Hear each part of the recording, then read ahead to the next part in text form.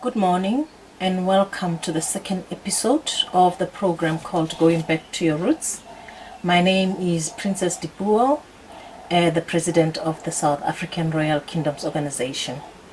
In our previous episode, we gave an introduction, and first of all, we'd like to start with a disclaimer as usual. If you are a person that is not open-minded, this channel is not for you. If you are a person that is not willing to know the truth about who you are, this is not your channel. If you are a person that is not willing to read, this is not your channel. If you are a person that is not willing to do research, this is not your channel. Welcome everybody. We would appreciate it if you could go into our comments page, because this is about learning.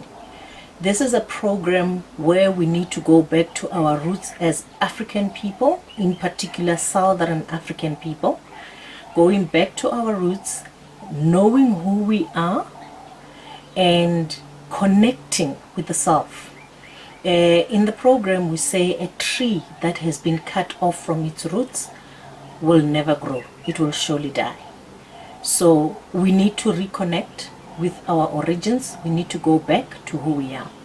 Now in this episode we are going to be talking about modern Christianity, Christendom, and civilization. In our previous episode, we have shown that Europe was given civilization by Africa.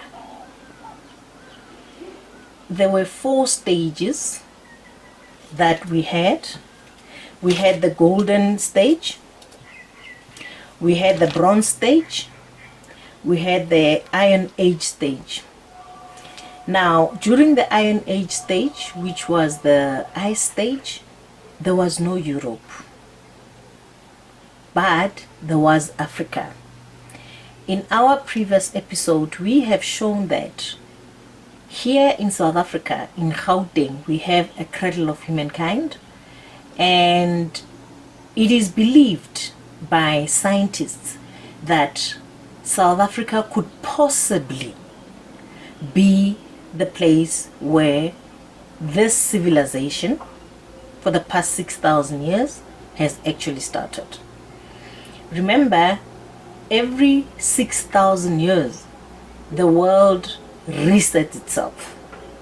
So this 6,000 years is coming to an end, and we are going to be resetting.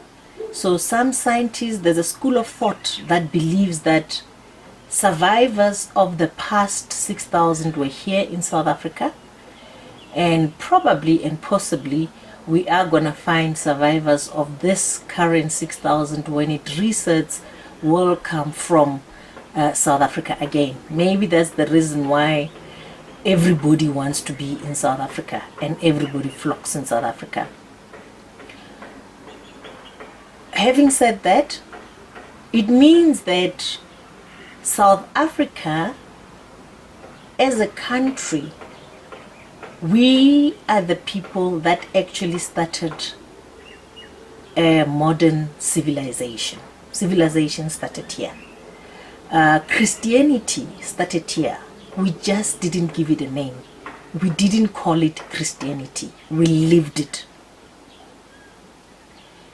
You didn't have to say, I will be my brother's keeper, but you did keep your brother. In our way of living, we didn't have old age homes because no one took their elders to an old age home. Nobody abandoned their elders. We didn't have a place of safety for children because children were always taken care of and they were safe. We didn't have a name for jail, nor a place called a jail, because we didn't have criminals. We didn't have a word for divorce because we never divorced. Nobody would leave their man or wife So for whatever reason, so there was no divorce. Hence, we don't even have those words in our vocabulary. So with Europeans bringing in their way of life, we started moving away from who we are. So just to give our program a sequential way of actually going through step by step, we are going to start by evolution of man, so that we understand where we come from. There's a theory of evolution that says we evolved from Homo sapiens and we came to being humans. That is where the cradle of humankind come in, because that is the research that has been done by archaeologists, anthropologists. That is where you would find evolution being very clear.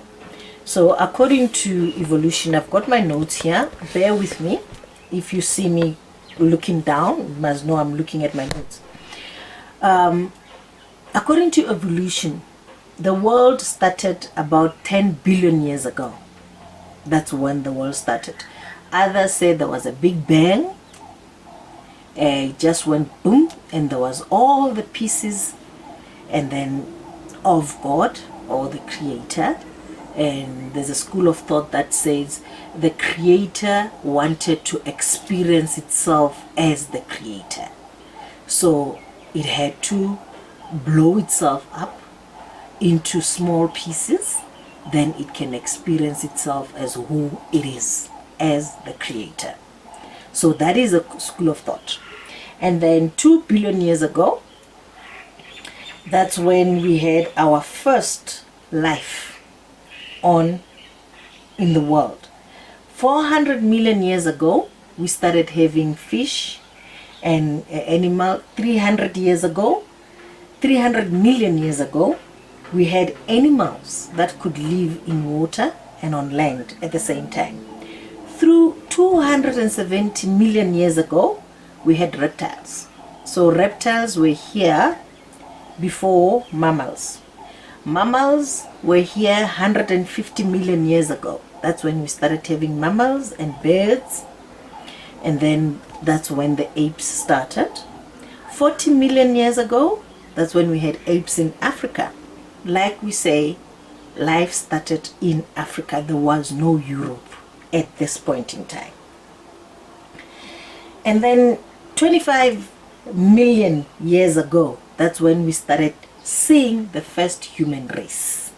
About 25 million years ago.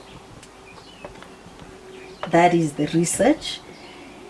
And then 2,500 to 500 million years ago, that's when we started having human in Africa.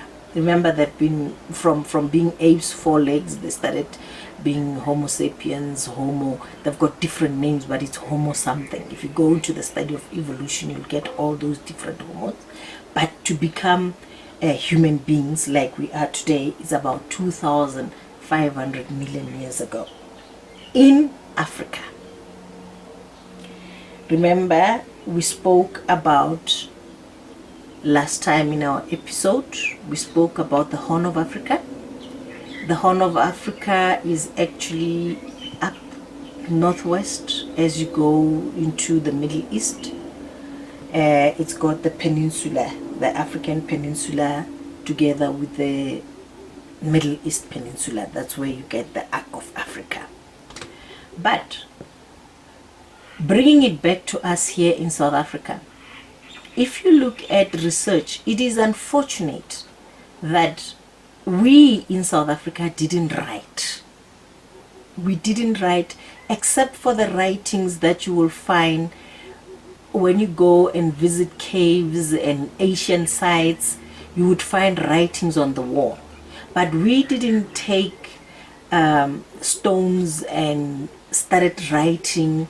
We didn't write scrolls and sort of all of those things. But when you look at Egypt and Ethiopia, they actually wrote. They wrote everything that was happening. So that is why you find most of the research, when you're researching Christianity, Africa, and modern Christianity and modern civilization, when you talk Africa, it will always take you to Egypt, Ethiopia, Ghana, Morocco. That is because those Africans started writing. We in the southern side, we didn't actually write. So one could assume that the Ethiopian history is older, or Egyptian history is older than our South African history. But research is now proving that we in South Africa actually are older, because the skulls and the fossils that are found here in South Africa are way older than the ones that are found in Egypt. I mean, in Mpumalanga, you find pyramids there. And according to research, the pyramids that you find here in South Africa are older than the pyramids that you find in Egypt. We also have the foot of the giants, the giants which are said to be fallen angels, Nephilims, fallen angels that had intercourse with humans, and they created a bloodline. You do find like footsteps of giants in Mpumalanga, and there has been footprints of dinosaurs that you would find in Lesotho. Remember, Lesotho is inside of South Africa, so Lesotho is predominantly South Africa. So you do find footprints of dinosaurs in South Africa. So that tells you that our history as a South African people, it's actually older than the one that you find in Egypt and north up there in the west. That is why I want us at the back of our mind as we proceed with the program, because one might say, why is our research mainly based on Ethiopia and Egypt, primarily Egypt? I just want to show you that it is merely because they wrote and we didn't. What we wrote, you would find on the caves as you travel. But the fossils that are being found to us is proof enough that we need to start researching further, and we need to start writing. Like I normally say, if you do not have the culture of reading, you will not write. And we need to write. We need to start saying, this is what we have in South Africa as proof. Like all the Egyptologists, they're now talking about Africa, but basing it on Egypt, because there is evidence, there is written scrolls. You find the Book of the Dead, you find the scrolls, what do they call those ones that they found in Iran, that talks about the essence. I will remember the name as we go along. So those people up there, they wrote. Now let's move to saying origins of Christianity are actually in Africa, right? At the time of Abraham, who is said to be the father of the Jews and the father of the Muslims, when Christianity started, there were never Jews in Egypt. The Jews, Abraham actually went to Egypt in the 14th dynasty of the Egyptians. 14th dynasty, that's when Abraham actually went to Egypt as a Jew. And remember, they went to Egypt because, like we say, Europe was an ice, so there was nothing in Europe. So they had to come to Africa to learn culture, to learn writings. We gave Europe everything. We gave Europe medicine. We gave Europe science. We gave Europe mathematics. We gave Europe civilization. We even gave Europe a simple thing like a bath. Queen Elizabeth I used to brag that she was the cleanest woman in Europe, yet she had a bath once a month. We even gave them a bath. They were not bathing. For some of you that went to university with white children or white counterparts, and you stayed in the reses that we shared showers with them, we all know how many times they showered a week, if you were observant enough. So that tells you that taking a bath is actually something that it's not within them. But it's not surprising, because as we learn, we even gave them bath. We gave them architecture. And remember, Africa did colonize Europe. It did. Remember the Moors. The Moors actually ruled Europe for 774 years. The Moors ruled Europe. 774 years. They ruled Europe. The Moors ruled Europe in Spain for 774 years. They were defeated in 1485. So they were the Africans that actually brought Christianity. We didn't have a name. We didn't call it Christianity. That's the thing. We didn't call it Christianity.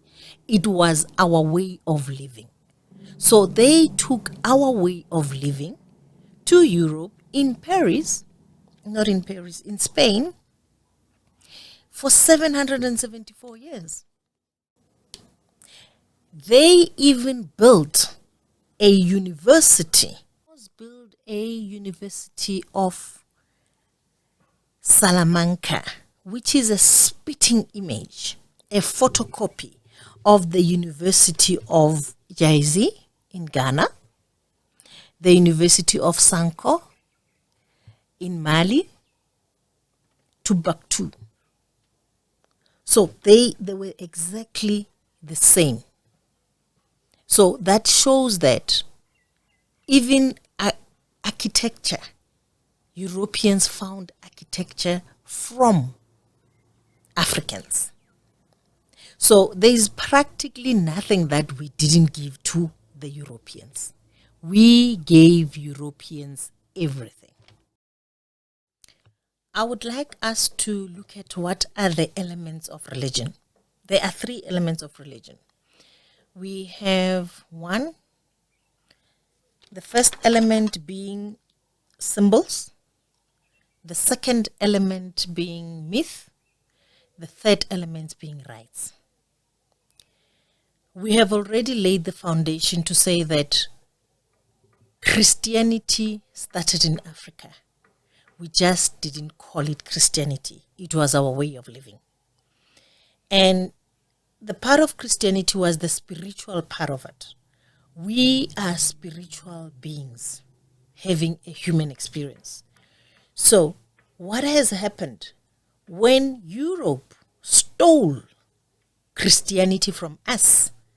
They actually had to make it a material thing. That is why Jesus had to be a human, physical. If you look at the stories, he was physical, he was there, he lived in Jerusalem, he was born in Bethlehem. And you look at the stories, Jesus was born. If you look at some of the scriptures, some of the readings in the Bible that were taken out, the books that were taken out, the Council of Nicaea, some of the books were saying Jesus Christ was born in a cave in Ethiopia.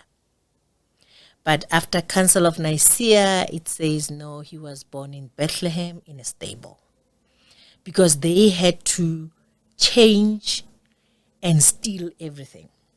But let us not digress, let us focus. Because we are saying we are going to be looking at these three elements. The symbols.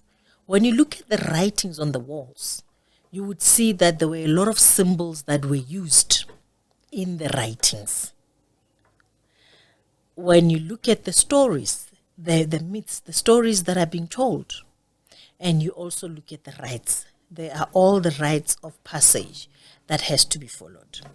Now, let's look at the creation story. We have Ptah. Ptah, who was in the 1st century in the Egyptian methodology. He was in the 1st century, and Ptah said to have created the world, and he created from his heart. He was saying the word from his heart, and then it came and it became creation. Like from inside out. That's why we say creation happens within, and then it goes without. If you are empty within, you therefore are empty without. Now we look at Genesis, the Exodus. Genesis, in the beginning God created heaven and earth. We look at John 1:1, which is the New Testament. John 1:1 also said, in the beginning there was the Word, and the Word became flesh. So when you look at these three, you'll see that there are similarities. But which one came first? That is the issue that we are trying to show here, that Christianity is actually an African way of living. Abraham, who's said to be the father of the Jews and the Muslims, the Islam, he actually went to Egypt when Egypt was in its 14th dynasty. That's when Abraham went to Egypt. And remember, without Moses, there is no Judaism. Because Moses is the one that had to come with the 10 Commandments, is the one that wrote the Exodus. So without Moses, there is no Judaism. When did we have this Moses? When did Moses was born in Egypt. Moses, there is no record. Let us just put this into perspective. Number one, when researchers are researching, number one, there is no physical evidence that something called Passover ever happened in Egypt. There is no evidence of that. Number two, there is no physical evidence that the Jewish people, they were living in Egypt at the time that they said they were living in Egypt. There is no evidence of that. There is no record of a person in Egypt called Joseph. Genesis 41, verse 37 to verse 44. Go and have a look at that.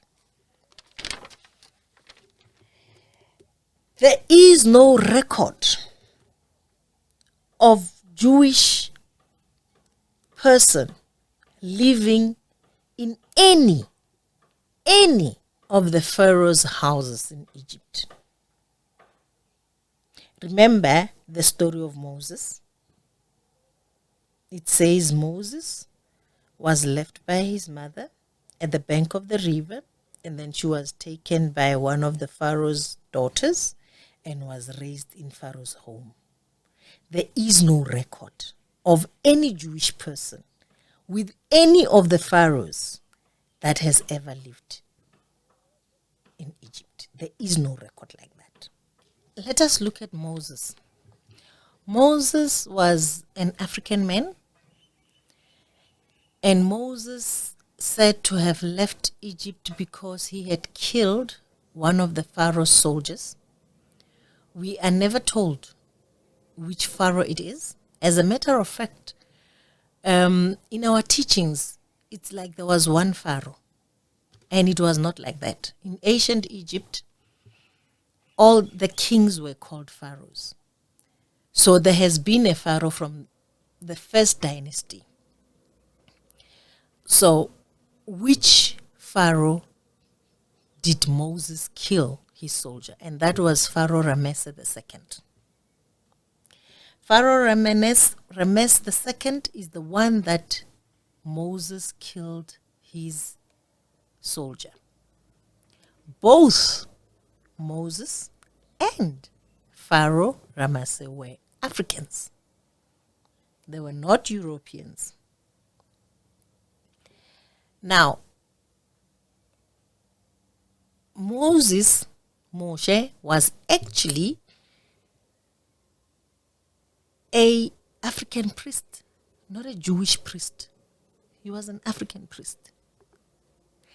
And Moses did not get the 10 commandments from Mount Sinai. He did not. They were what was called the 147 negative confessions. And out of the 147 negative confessions, they reduced them to 42 confessions. And out of the 42 confessions, Moses had the 10 commandments.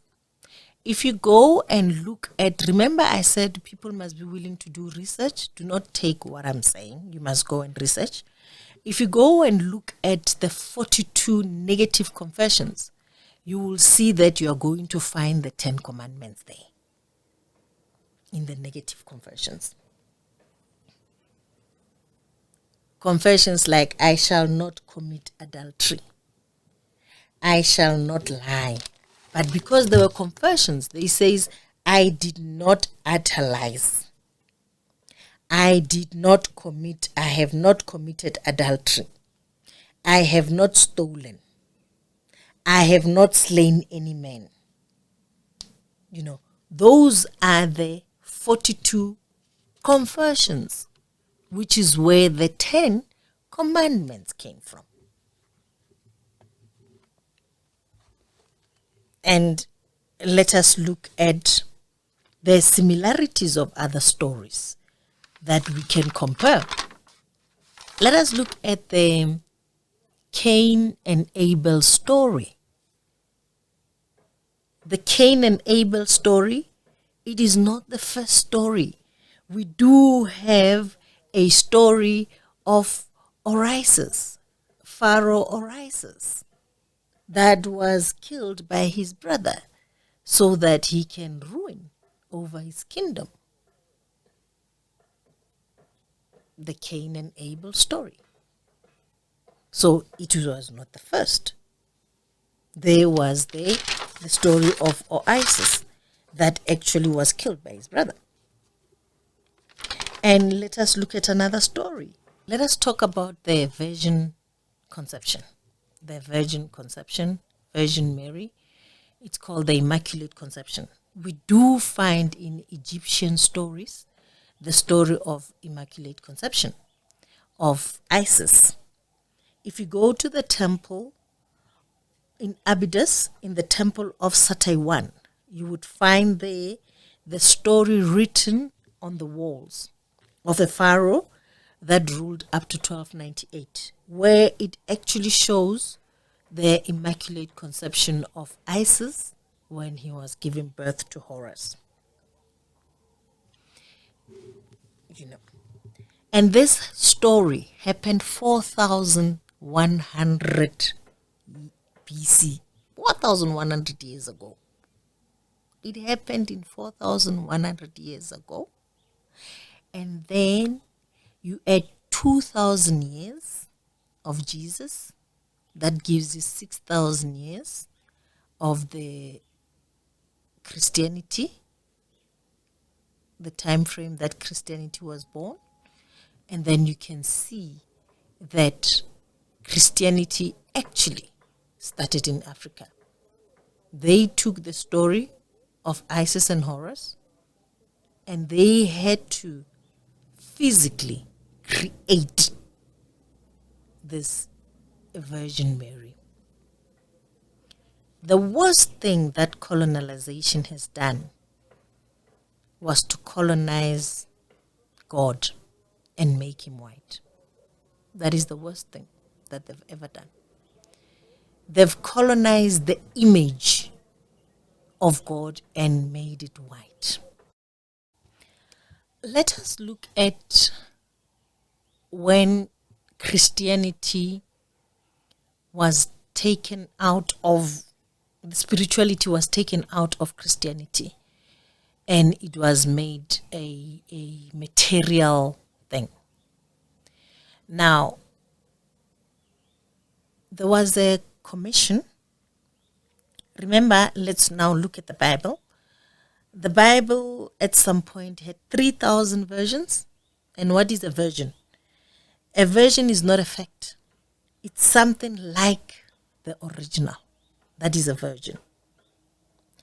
You must go and have a look at the meaning of the virgin. And it is a person's particular view. It's a view of that person. Now, there was a James Commission. In this James Commission, Constantine, who was the governor of Rome at the time, he assembled this James Commission, and he took 47 men under the guideship of St. Francis. St. Francis, who died in 1626 and was born in 1561. These men were from Cambridge University, Oxford University, University of Eton, University of Scotland. These were your academics, people that were educated. It took 47 of them. And these were the men that wrote the Word of God, the Bible. These were the men that assembled and actually wrote the Word of God. These were the men that changed Christianity to Christendom. And we had said, what is Christianity? Christianity is the spiritual way of living. And Christendom is the political, material way of living. And the Bible that we have today, it's actually based on Christendom, not Christianity. And Paul was trying to actually bring in the spirituality into Christendom. The Romans didn't understand what Paul was teaching, but Paul was trying to show that God lives within me. You know, what is within? He was trying to show that spiritual part of it, but they didn't understand what Paul was saying, because they had to make sure that it is a Christendom, it is political, it is physical, and they had to create a Virgin Mary. Why do we have the Black Madonna? Who actually painted the Black Madonna? And I think, if I'm not mistaken, it was James. And he was one of Jesus' disciples. So he must have known the color of Jesus, that Jesus was actually black. He was a black man. So as a result, that's why he painted the Black Madonna. And you have across Europe, excuse me, across Europe, you have pictures of the Black Madonna. Even the Pope himself, at some point, went to go and pray at the Black Madonna. And you would ask yourself, why would the Pope go pray at the Black Madonna when they have Mother Virgin Mary in every church of the Catholic Church? So it tells you that at some level, the truth is. Let us understand, why did the Bible have to be the way it is? It was to enslave us. In the past, when you look at Bishop, you must go and have a look at this. Bishop John Hawkins. He was the bishop at the time of Queen Victoria, Queen Elizabeth I. Queen Elizabeth I, and you must go and look at the name of his ship, his trade ship. He was one of the slave traders. And do you know what's the name of his ship? It was called Jesus Christ, the name of his slave ship. Imagine naming a ship that carries slaves and naming it Jesus Christ. How insulting is that? And we here are still looking at this distorted Bible, the version that we were given of Christendom, and we're still looking at it and we're saying it's the gospel truth and it's the word of God. Go and have a look at it. Slave trade. And today, we don't have physical slaves, but we have the slaves of the mind. Our mind has been enslaved. We haven't moved away from slavery. We are not in chains, but our minds are in slavery. We are unable to look at the facts that have been put in front of us. We are unable to go and research for ourselves and find the truth. Like I said in our previous episode, in the period of technology, ignorance is not bliss. There is evidence out there that we can go and have a look at. We have evidence here in South Africa. And you look at, when we talk of slavery, look at the religion that enslaved South Africans. The religion that gave apartheid a leeway, that made the Boers believe solely that they have the right. They are correct. They are God's chosen people. They took it from the Bible. Let us look at us here in South Africa. The architects of apartheid, they actually created their own religion. A Calvinistic Protestant, conservative Calvinistic Protestant. The bottom line of that religion, it says, Boers are the chosen people of God. Boers cannot coexist with blacks because they are the chosen ones. Yet, if you look at it, they came into our country and they found us here. Now they start this apartheid, and now they start this religion under the ban of Christianity, Calvinistic Protestant, and then they feel they have the right to have this segregation happening amongst ourselves. So you see how Christianity has been politicized, how we've moved from Christianity to Christendom. And each and every tribe goes around changing it to suit their ends, whatever their end meet is. So we need to start researching. We need to open our eyes. We need to really look at what is it that we are doing. Are we still talking about Africanism? Are we still talking about the Christianity of Africans? Or are we now onto Christendom, something that was created at the Council of Nicaea by Constantine? By the way, Constantine himself was not a Christian. He became a Christian on his deathbed. He was a pagan until his deathbed, and he was converted at that time. And one would ask, why wasn't he a Christian but he was advocating it? He actually called a council to do that. Now it tells you that it is now a political thing. So we need to move away from it. We need to go back and connect with the self. We need to go back and look at who we are. We cannot buy vegetables from our own garden. And this that we are being sold now, it is very distorted. Because now, and if you look at our history, we are talking about Egyptian history, which was pharaohs.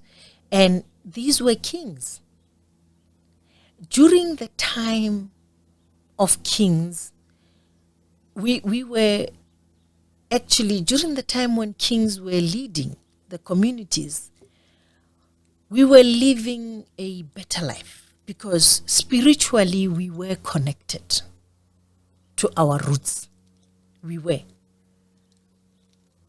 Up until Christendom came with the missionaries in South Africa. And we had the Boers having their Calvinist religion. So the people started forgetting who they were, and they started following blindly.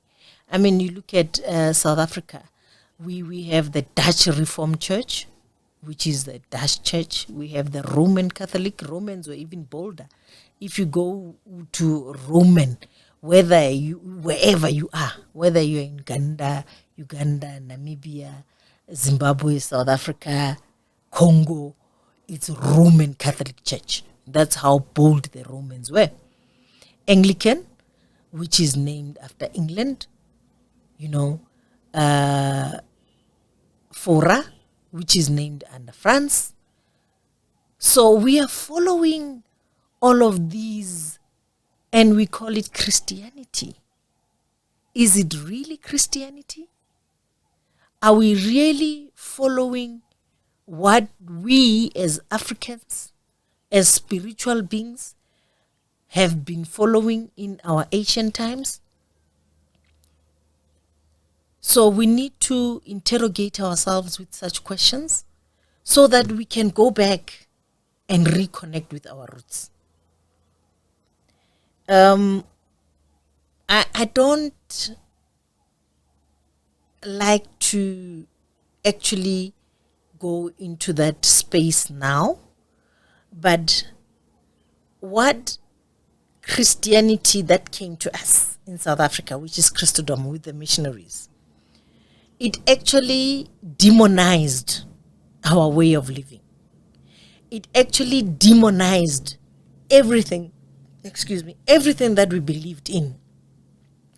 It actually created that's why I'm saying the worst thing that civilization and colonization has done is to colonize the image of God. They made this God white. If you go to Indians and you look at the Buddha there, you'd find the Buddha being Indian. If you go to China and you look at the Buddha there, the Buddha would be Chinese. But if you come to us, we have been given the image of a white person. So literally colonization has even colonized God. They colonized the Creator. When you close your eyes and speaking to the Creator, if they say you are made in the image of God, then that image to you as an African must be African, not white. But the image that we have is the white image. So the worst that has ever happened was to colonize even the image of God. And we need to go back there. We need to go back and reconnect and go back to our roots so that we can start seeing our lives working. I'm going to end it here, and then we shall meet again in the third episode. Thank you.